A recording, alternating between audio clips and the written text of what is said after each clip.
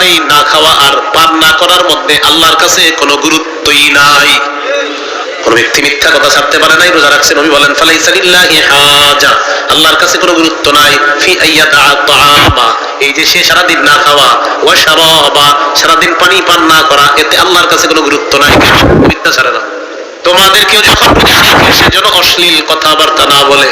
Fine সাবাহু আহাদুন আও কাতালা, কেউ যদি রোজাদারের সাথে ঝগড়া করে অথবা বিবাদে লিপ্ত হয়ে যায়, রোজাদার তখন বলবে ইন্নী সাইম, আমি রোজাদার। অন্য ভাষায় রোজাদার দুইবার বলবে আমি রোজাদার, আমি রোজাদার। কেউ যদি রোজাদারের সাথে ঝগড়া করে সে দুইবার বলবে, বলেন আমি রোজাদার, আমি রোজাদার। মানে আমাদের সাথে এই রমজানে যদি কেউ ঝগড়া করতে আসে কয়বার বলবো আমি রোজাদার?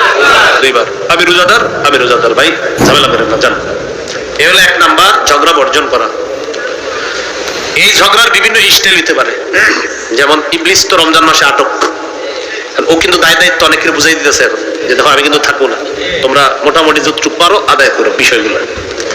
তো ইবলিসের অনুপস্থিতিতে কিছু মানুষ আপনাদেরকে রমজানে ডিস্টার্ব করবে। যেমন আপনি মসজিদে বসে কোরআন তেলাওয়াত করতেছেন, পিছন দিয়ে একজন এসে বলবে আসসালামু আলাইকুম, আপনার কি দরকার আছে ওনারে সালাম দেওয়া?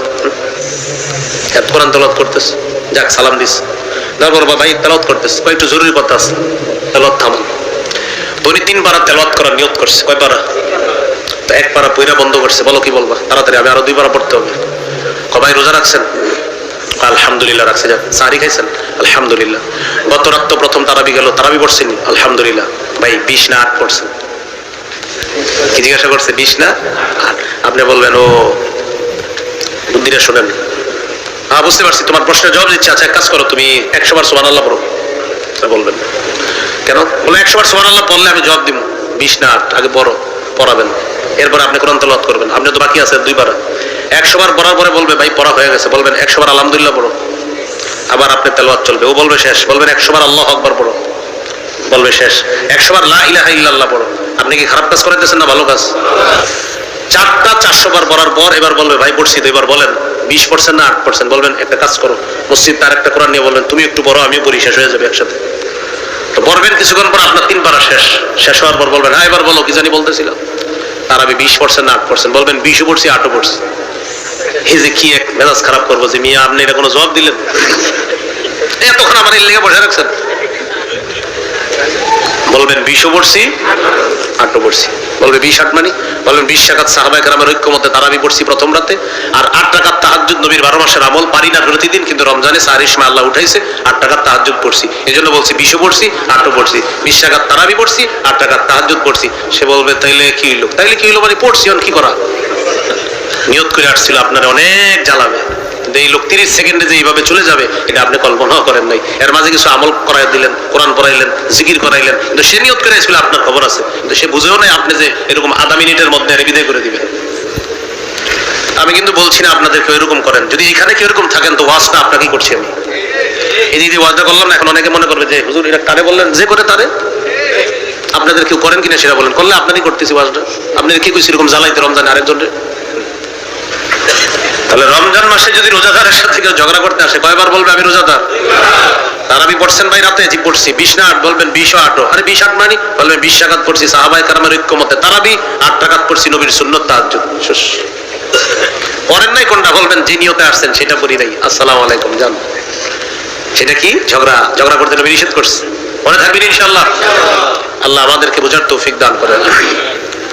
2 নাম্বার বর্জনীয়, অনর্থক কথাবার্তা বর্জন করা। সহিহ বুখারী 2477 নম্বর হাদিস, قال رسول الله صلى الله عليه وسلم ان الله كره لكم ثلاثا, আল্লাহ তোমাদের জন্য 3টি বিষয় অপছন্দ করেছেন। আমাদের জন্য আল্লাহ কয়টি বিষয় অপছন্দ করেছেন? 1 নাম্বার কিলা ওয়া ক্বাল, অনর্থক কথাবার্তা বলা অপছন্দ করেছেন আল্লাহ। 2 নাম্বার ওয়া ইদাআতাল মাল, সম্পদ নষ্ট করা আল্লাহ অপছন্দ করেছেন। 3 নাম্বার ওয়া কাসরাতুস সুআল, বেশি অনর্থক প্রশ্ন করা আল্লাহ অপছন্দ করেছেন। অনর্থক প্রশ্ন করা আল্লাহ অপছন্দ করেছেন, এই অনর্থক প্রশ্ন না করা। তাহলে এর মধ্যে একটা আছে অনর্থক কথাবার্তা বলা নিষেধ। 3 নাম্বার বর্জনীয়, বলেন মিথ্যা বর্জন করা। বলেন সমস্ত পাপের মা মিথ্যা। মিথ্যা সমস্ত পাপের আম্মা। হ্যাঁ, মিথ্যা কি সমস্ত পাপের আম্মা? মিথ্যা বর্জন করা। সহিহ বুখারীর বর্ণনা 1903 নম্বর হাদিস। قال رسول الله صلى الله عليه وسلم من لم يدع قول الزور والعمل به فليس لله حاجة في أن يدع طعامه وشرابه।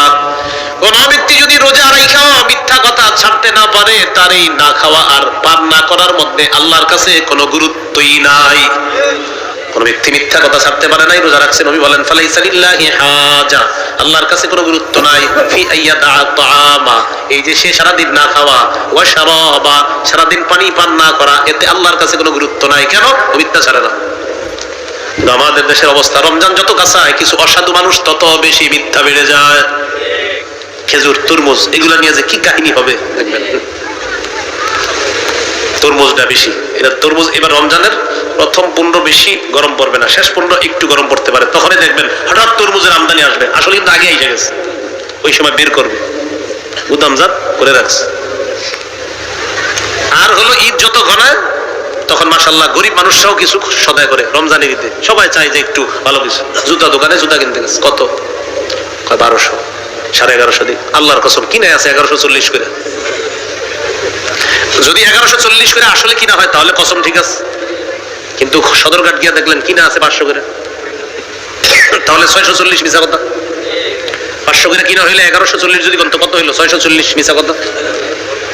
কিয়ামতের ময়দানে 5 জন দাগী আসামির মধ্যে একজন হলো যে এরকম মিথ্যা শপথ করে মানুষের কাছে পণ্য বিক্রি করে। 5 জন দাগী আসামির একজন হবে সে। রাসূলুল্লাহ সাল্লাল্লাহু আলাইহি সাল্লাম বলেন, যে ব্যক্তি রোজা রাখা মিথ্যা ছাড়তে পারলো না, তুমি না খাওয়া আর না পান করা এটা আল্লাহর কাছে কোনো গুরুত্ব বহন করে না, তুমি মিথ্যা কথাই ছাড়লা না। সমস্ত পাপের মায়ের নাম কি? মিথ্যা। মিথ্যা ছাড়তে হবে। 4 নাম্বার গীবত ছাড়া, এই গীবত বর্জন করা।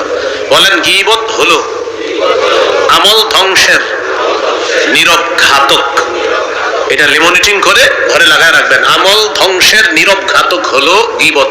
আমল ধ্বংসের নীরব ঘাতক গীবত, এটা লিখে রাখবেন, টানায় রাখবেন। আমি আপনি অসংখ্য অগণিত এরকম গীবত করার মাধ্যমে আমাদের আমলগুলা আরেকজনকে সাপ্লাই করে দিচ্ছি। আমল ধ্বংসের নীরব ঘাতকের নাম গীবত।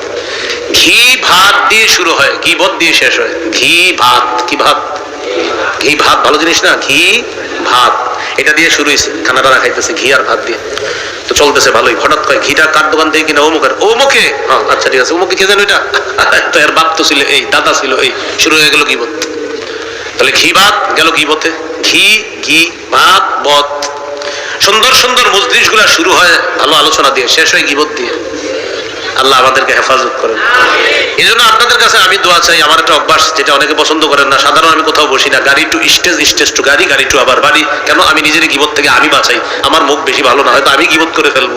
এই জন্য আমি পার্সোনাল কোনো মজলিসেও বসি না। এতে আমার উপর রাগ করাটা এটা সঠিক না, রাগ করাটা এটা সঠিক হবে না। পার্সোনাল মজলিসে কখনো বসতে বলবেন না আমারে, এটা আমি এড়ায় চলি। কেন এড়ায় চলি? আমারই গীবত হবে, এই জন্য এড়ায় চলি। এই জন্য বাড়ি টু গাড়ি, গাড়ি টু মঞ্চ, মঞ্চ টু গাড়ি, গাড়ি টু আবার বাড়ি। এছাড়া অন্য কোথাও পাবেন না। খানাটাও নিয়ে আসি যাতে কোথাও খাইতে না হয়। তো বলছিলাম 4 নাম্বার গীবত বর্জন করা। 1 নাম্বার ঝগড়া পরিহার করা, 2 নাম্বার অনর্থক কথা পরিহার করা, 3 নাম্বার মিথ্যা পরিহার করা, 4 নাম্বার গীবত পরিহার করা। এবার খুব মন দিয়ে শোনেন, বুঝে শুনে জবাব দেন। ঝগড়া হয় কি দিয়ে? অনর্থক কথা হয় কি দিয়ে? মিথ্যা হয় কি দিয়ে? গীবত হয় কি দিয়ে? তাহলে জিহ্বাটা আজকে থেকে নিয়ন্ত্রণ করতে হবে। বলেন এই রমজানে খানা পানি থেকে জিহ্বাকে হেফাজত করার পাশাপাশি ঝগড়া, অনর্থক কথা, মিথ্যা গীবত থেকে জিহ্বাকে হেফাজত করব। তিরমিজির 2616 নম্বর হাদিস, রাসূল সাল্লাল্লাহু আলাইহি ওয়াসাল্লাম বলেন, আল-ইয়াকুবুন নাসা ফিন নারি আলা ওয়ুজুহিহিম আও আলা মানাখিরিহিম ইল্লা হাসাইদু আলসিনাতিহিম। বেশিরভাগ মানুষ মাথা নিচে, পাগুলা উপরের দিকে দিয়ে ধাক্কাইতে ধাক্কাইতে জাহান্নামে নিক্ষেপ করা হবে শুধুমাত্র জিহ্বার অপরাধের কারণে। তাহলে জিহ্বার অপরাধ থেকে বাঁচবো তো ইনশাআল্লাহ। রাসূলুল্লাহ সাল্লাল্লাহু আলাইহি সাল্লাম বলেন, রোজা ছিদ্র হয় 2টি অপরাধের মাধ্যমে, 1 মিথ্যা, 2 গীবত। মিথ্যা গীবত হয় জিহ্বার মাধ্যমে, আর জিহ্বা বেশিরভাগ মানুষকে জাহান্নামী বানায়। আল্লাহ আমাদেরকে হেফাজত করেন। 5 নম্বর লৌকিকতা বর্জন করা। আমি রোজা, আমার সাহারি, আমার তারাবি, আমার ইফতার সবকার জন্য লৌকিকতা করা যাবে না, মানুষকে দেখানো যাবে না। বুলুগুল মারাম 440 নম্বর হাদিস, রাসূলুল্লাহ সাল্লাল্লাহু আলাইহি সাল্লাম বলেন, ইন্না আখওয়াফা মা আখাফু আলাইকুম আশ-শিরকুল আসগর আর রিয়া। তোমাদের ব্যাপারে আমি সবচেয়ে বেশি ভয় করি যে বিষয়টা, সেটা হলো তোমরা ছোট শিরকে লিপ্ত হবা। আর এই ছোট শিরক হলো রিয়া, লোক দেখানো, ইবাদত করা। সহিহুত তারগিবের 30 নম্বর হাদিসে আসছে রাসূল সাল্লাল্লাহু আলাইহি সাল্লাম বলেন, রিয়া বা লোক দেখানো ইবাদত এটা দাজ্জালের ফিতনার চেয়ে ভয়ঙ্কর ফিতনা। দাজ্জালের চেয়ে ভয়ঙ্কর ফিতনা লোক দেখানো ইবাদত করা। তাহলে আমাদের সিয়াম, সাহরি, তারাবি, ইফতারি কার জন্য হবে? 6 নাম্বার বর্জনীয়, অপচয় বর্জন করা। ইফতারি এতগুলা বানায়, বুঝছেন? মানে ইফতারি করার আগে কি মনে করে রোজাদার জানেন? সামনে শরবতগুলা, খানাগুলা আছে, হ্যাঁ চিন্তা করে আমি সব খাবো, পরে শরবতটা খায় আর কিছু খেতে পারে না, হ্যাঁ মনে করে সব খাবে, পরে শরবত খায়, 2-3টা খেজুর খায় আর চলে না। এতগুলা কেন মাখলেন? মানে উনি সব খাবে, এই ফল, আঙ্গুর, বেদানা চারদিকে মাশাআল্লাহ নিয়ে বসছে, যেই শরবতটা খাইছে বিসমিল্লাহ বলল, আর পেট চলে না। অপচয় করেন না, যতটুকু পারবেন এতটুকু খাবেন, অতিরিক্ত গুলা নষ্ট করবেন না। এই জন্য দেখেন এই রোজার মাসে নষ্ট করেন না, ও আশেপাশে যারা আছে তাদেরকে খাওয়াই দেন। বাচ্চা কাচ্চা যারা আছে না, রোজা রাখে না, ছোট মানুষ 5 বছর 6 বছর রাস্তায় দৌড়ায়, নাইকা খাওয়াই দেবেন, নষ্ট করেন না, খাবার নষ্ট করেন না। এই জন্য পরিমিত ইফতার বানানো, যেন আপনি ওই ইফতারটা আপনি পরিমিত হয়, অপচয় না হয়। সর্বশেষ কথা, আমার সাথে একটু বলেন, আমাদের ইফতার যেন মাগরিবের জামাত ছুটার কারণ না হয়।